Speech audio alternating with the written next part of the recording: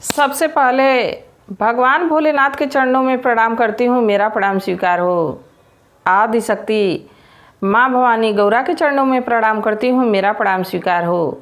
सभी देवी देवताओं के चरणों में प्रणाम करती हूँ, मेरा प्रणाम स्वीकार हो। आप सभी गुरु भाई गुरु बहनों के चरणों में प्रणाम करती हूँ, मेरा प्रणाम स्वीकार हो। गुरु भाई गुरु बहनों, आप लोग भगवान की कथा को सुनते हैं, महादेव की कथा को सुनते हैं, इसके लिए बहुत बहुत धन्यवाद। मैं भी महादेव से हमेशा प्रार्थना करती रहती हूँ कि हे भोलेनाथ, हे शिव गुरु, आप ही की कृपा से मैं कथा सुना पा रही हूँ और आप ही की कृपा से भक्तजन कथा को सुनते हैं। तो आप लोग गुरु भाई गुरु बहनों हमारा सपोर्ट करिए। आप लोगों के प्रेम और आशीर्वाद से ही ये कथा और लोगों तक पहुँचेगी। तो लाइक शेयर ज़रूर कर दिया करिए। आप लोग लाइक शेयर करेंगे, आप लोगों के आशीर्वाद से ही ये महादेव की कथा और शिव भक्तों तक पहुँचेगी। आप और हम मिलके शिवमय बना देंगे लोगों तक कथा को पहुँचा के। तो लाइक शेयर करना मत भूलिए।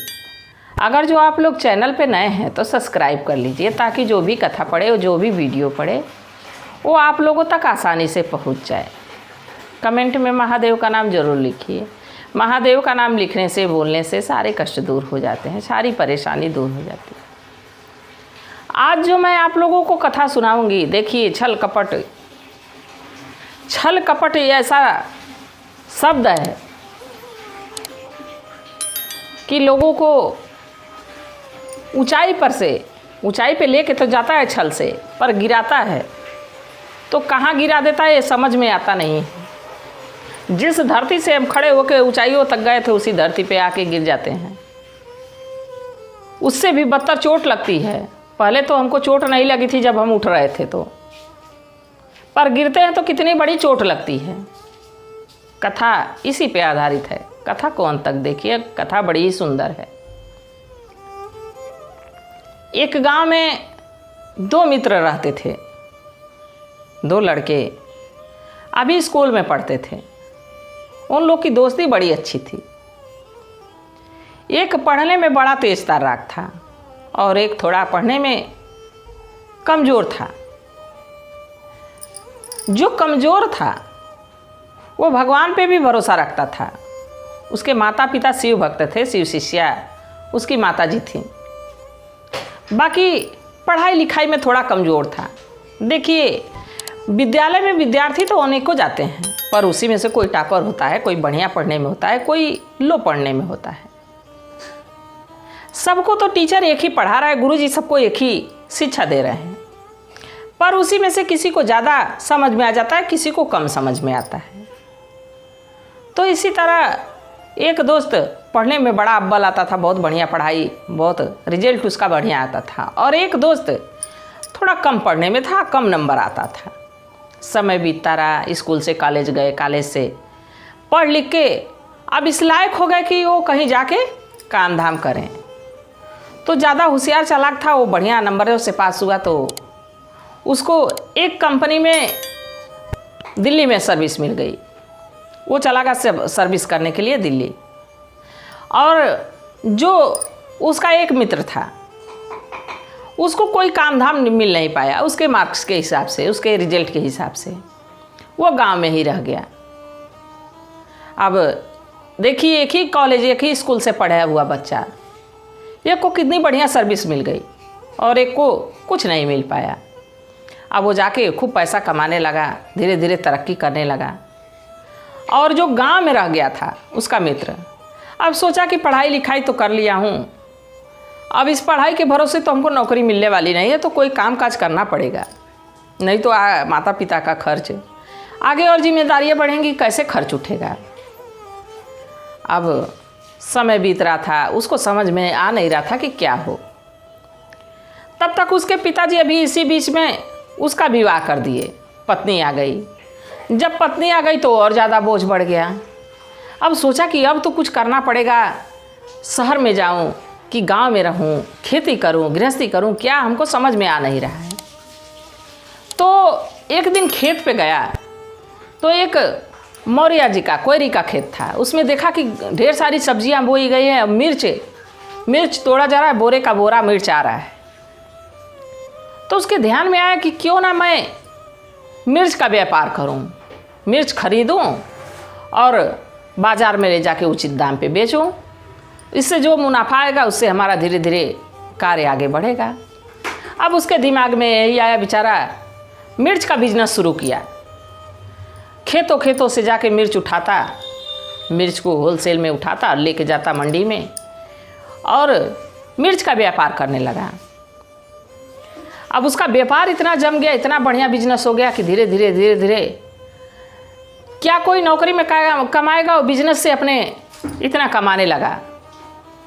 घर द्वार खूब बढ़िया बन गया, उसके बच्चे हो गए, पत्नी सुखी रहने लगी, माता पिता सुखी रहने लगे, धीरे धीरे समय बीतने लगा। बड़ा महादेव की कृपा से सब कुछ सुखी था। उसका मित्र भी बड़ा प्रसन्न था, अपनी नौकरी कर रहा था, इधर ये भी बिजनेस कर लिया। देखिए, पढ़ाई लिखाई भी मायने रखती है, पर पढ़ाई लिखाई जिसकी ना हो पाए, कम हो पाए, अगर जो बुद्धि से काम ले, समय पे अच्छा कोई बिजनेस कर ले, अच्छा कोई रोजगार कर ले, तो समय उसका साथ देता है, उसका भगवान भी साथ देते हैं। अपना ईमानदारी और अपनी बुद्धि लगानी चाहिए, अपनी ताकत पूरी लगा देनी चाहिए कि हमारी गृहस्थी को चलाने के लिए क्या हम कार्य करेंगे कि हमारा कार्य सफल होगा, हमारा परिवार इससे सुखी रहेगा। सबसे बड़ी पूजा ये भी है गुरु भाई गुरु बहनों, पत्नी की देखभाल, बच्चों की देखभाल और सबसे बड़ा अपने माता पिता की देखभाल। जब हम छोटे थे तो हमारे माता पिता हमारी देख रेख में अपना पूरा जीवन खपा दिए, तो हमारा भी धर्म है कि अब उनका बुढ़ापा आ गया तो हम भी अपना जीवन उनके लिए समर्पित कर दे, क्योंकि जीवन उन्हीं का दिया हुआ है। जैसे हम कहते हैं ना कि भगवान को अर्पण कर दो कि हे प्रभु, जो आप दिए हैं वो सब आपका है, जो सुख है वो हमारा आपका है, जो दुख है हमारा आपका है, जो वस्तु दिए हैं वो सब आपकी है। ये हमारी शरीर जिसको आप दिए हैं ये भी आपकी है, आपके किसी काम आ जाए। तो वैसे ही माता पिता है, माता पिता तो हमारे जीवन दाता हैं, उन्हीं के वजह से हम इस दुनिया में आए हैं, इस दुनिया को देख रहे हैं, तो उनके लिए तो समर्पित भाव होना ही चाहिए। अब उसका बिजनेस खूब बढ़िया चल गया, समय बीतता रहा। जो शहर में उसका मित्र था उसकी कंपनी एक दिन बंद हो गई। कंपनी बंद हो गई, उसका मालिक हिसाब किताब करके उसको दे दिया, क्योंकि बस उसको वही कार्य आता था जो उस कंपनी में हो रहा था और वो बिजनेस उसका डूब गया तो हिसाब किताब कर दिया। अब वो कई जगह काम खोजा, उसके हिसाब किताब का काम नहीं मिल पा रहा था, कर नहीं पा रहा था। रखा पैसा कितना दिन खाए, लोन पे घर ले लिया था किराए का, किराए पे रहता था तो सोचा कि फ्लैट खरीद लूँ, एक फ्लैट लोन पे ले लिया था। अब लोन की जिम्मेदारी आ गई कि कमाऊंगा नहीं तो दूंगा कहाँ से। अब उसका दिमाग काम नहीं कर रहा था, तो सोचा कि क्यों ना गांव चलूँ, घूम के आऊँ, थोड़ा जी बदल जाएगा, फिर इसके बाद आऊँगा तो कोई काम ढूंढूंगा। गांव पे आया, अपने मित्र से मिलने गया। जब मित्र से मिलने गया तो देखा कि उसका घर द्वार, गाड़ी घोड़ा, बंगला खूब बढ़िया बन गया है, और बाकी हमारा दोस्त उसी तरह है, उसी सादे वेश में, उसी पैंट शर्ट में और वही सादगी। तो कहा कि भाई तुम तो अभी वैसे ही हो, पर तुम्हारे समय बदल चुके हैं। तो वो कहा कि देखो भाई, तुम तो चले गए शहर, बाकी मैं रह गया गांव में, और मुझे काम कोई समझ में नहीं आ रहा था, तो मैं छोटा मोटा बिजनेस कर लिया, इसी से मेरा काम चल रहा है। तो उसका भाई कहा कि, उसका मित्र कहा कि भाई मेरा तो काम छूट गया है, कंपनी बंद हो गई है, मुझे समझ में आ नहीं रहा है कि काम क्या करूं, कुछ तुम ही काम बता देते, कुछ काम दिलवा देते तो करता। अब उसका मित्र कई जगह, अब चूँकि व्यापारी हो चुका था, कई जगह उसके लोगों से संपर्क थे, कई जगह उसको काम लगाने की कोशिश किया, पर वो ज़्यादा पढ़ा लिखा था, उसको कोई काम समझ में आ नहीं रहा था। कहा मित्र अब तो लग रहा है मुझे शहर ही जाना पड़ेगा, ठोकर खाना ही पड़ेगा। सबसे बड़ा चीज़ कि मैं लोन पे घर ले लिया हूँ और लोन भरना बहुत ज़रूरी है, तो काम तो करना पड़ेगा, काम हो नहीं पा रहा है। तो देखिए उसका मित्र बड़ा नेक विचार का था, जो गांव में रहता था। कहा कि देखो भाई, इधर उधर भटकने की क्या ज़रूरत है, तुम कर्ज लिए हो, लोन लिए हो, तो हम तुम्हारी मदद कर देते हैं। और मदद क्या, ये बिजनेस तुम्हारा ही है। चलो हम दोनों मिलके इस मिर्च की बिजनेस को करेंगे। हम छोटी सी दुकान डालें, उस पर बैठेंगे और बिजनेस का तुम पढ़े लिखे ज़्यादा हो तो और ज़्यादा तरक्की हम लोग करेंगे। तुम बढ़िया भाव से मिर्च को खरीदना, बढ़िया भाव से ले जाके मंडी में बेचना, और जो मुनाफा होगा आधा आधा हम लोग पार्टनरशिप में ले लिया करेंगे। तो दोस्त कहा कि ठीक है भाई, अगर जो तुम्हारी यही मर्जी है तो यही कर लेता हूँ, देखता हूँ बिजनेस करके कि हम भी कर पाता हूँ कि नहीं। तो उसका जो गांव में रहता था वो मित्र कहा कि नहीं भाई, तुम तो हमसे ज़्यादा पढ़े लिखे हो, हमसे ज़्यादा तुमको नॉलेज है, पैसे रुपये की जानकारी है, तो हमसे अच्छा तुम बिजनेस करोगे और हम दोनों का साथ रहेगा तो बिजनेस हम लोगों का एक दिन बहुत बड़ा होगा। तो उसका मित्र कहा कि ठीक है भाई। अब जो गांव में रहता था वो मित्र एक दुकान डाला था छोटी सी, उसी पे वो बैठने लगा।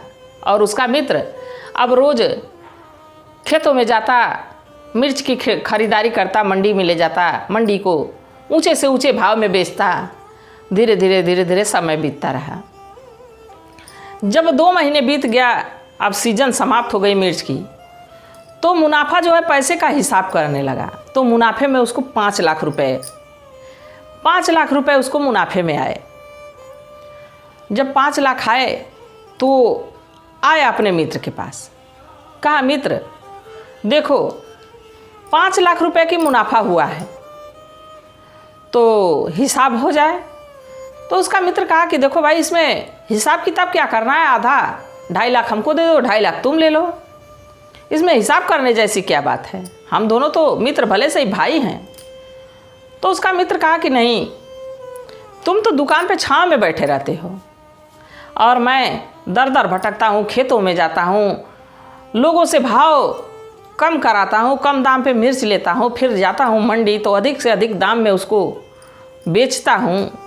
इसके बाद गाड़ी का खर्च है, मजदूरों का खर्च है, सबको देखना पड़ता है, सबको मैनेज करना पड़ता है, इसलिए पैसा मैं ज़्यादा लूँगा, तुमको 1 लाख दूंगा, 4 लाख मैं लूँगा।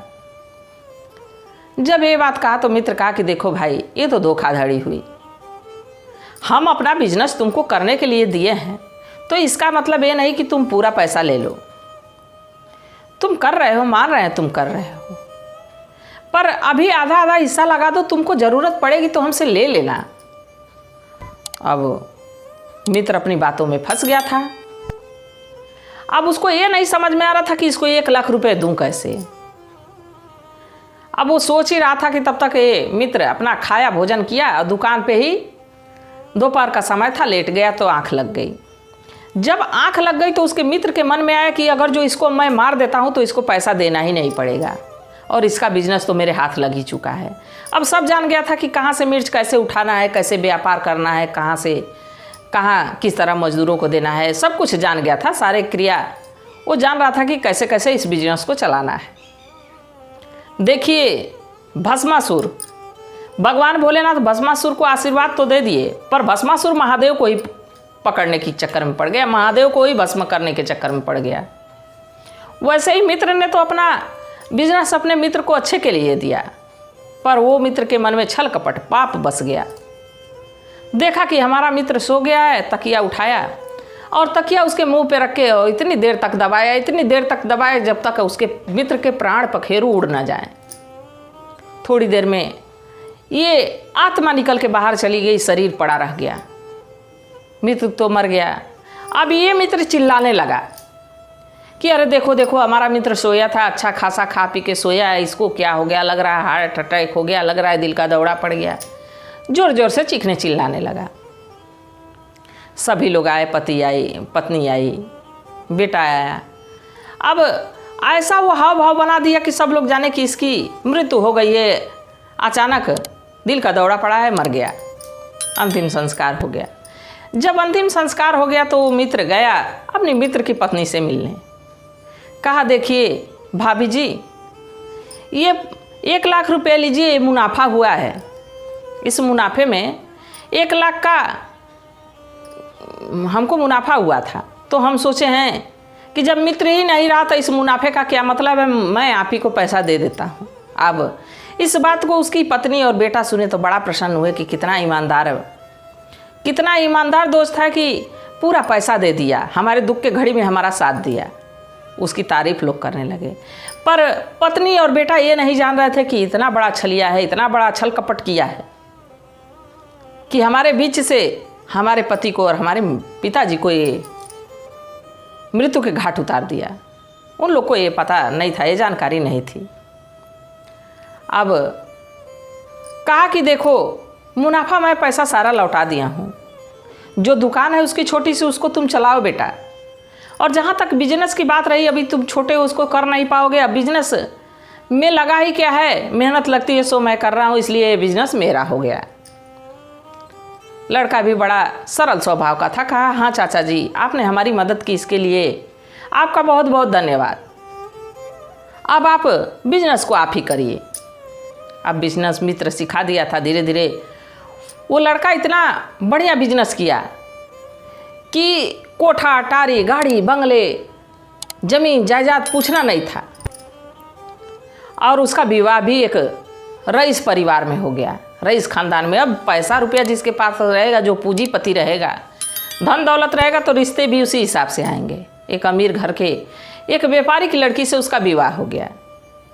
धीरे धीरे समय बीतता रहा, उसको एक लड़का हुआ।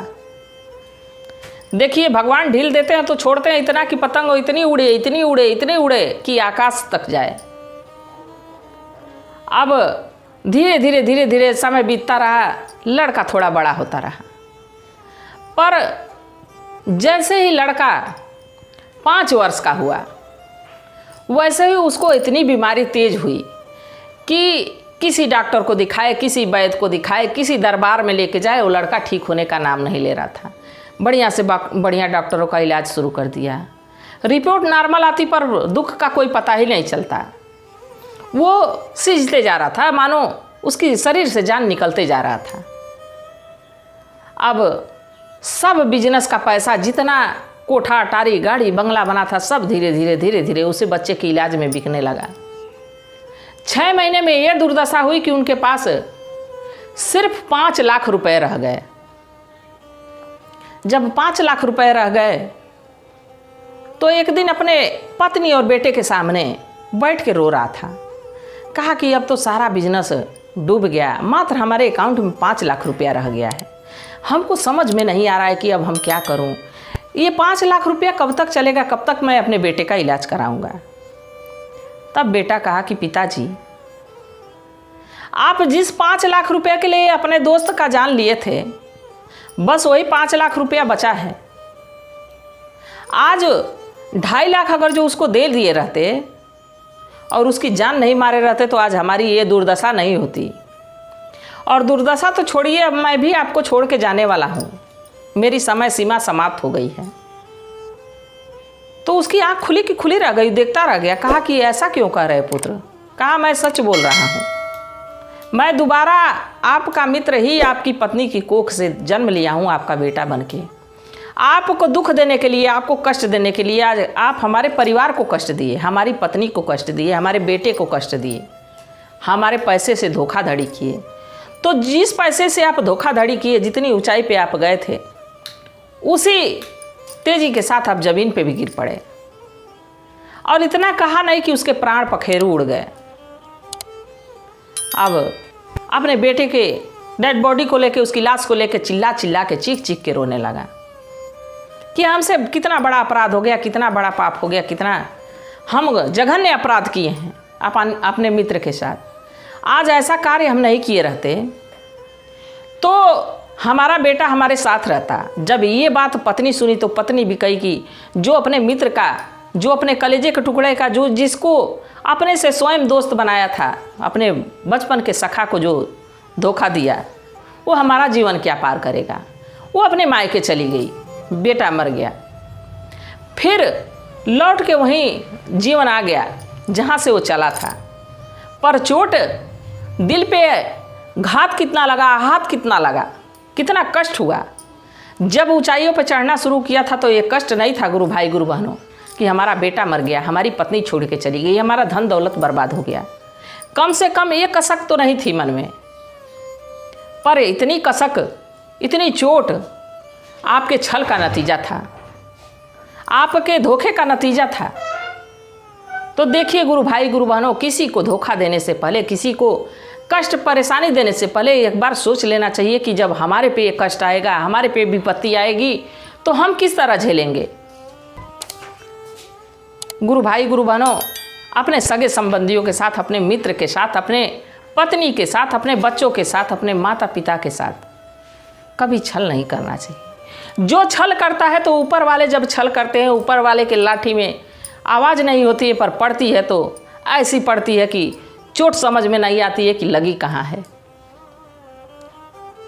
तो छल करने से पहले डरिए, छल के रास्ते से सद्मार्ग पे चलिए, लोगों की मदद करिए, लोगों का विश्वास जीतिए, लोगों के विश्वास में रहने की कोशिश करिए। अगर जो कोई भटका है तो उसको राह दिखाइए। इसी कामना के साथ मैं भी महादेव से प्रार्थना करती हूँ कि हे भोलेनाथ, हे शिव गुरु, जो इस कथा को सुन रहा हो, देख रहा हो, उस पर अपनी कृपा दृष्टि बनाए रखिए, उस पर अपना विश्वास ऐसा जमाइए, ऐसा बनाइए कि वो अगर जो भटका हुआ भी हो तो वो राह पकड़ ले। इसी कामना के साथ हर हर महादेव।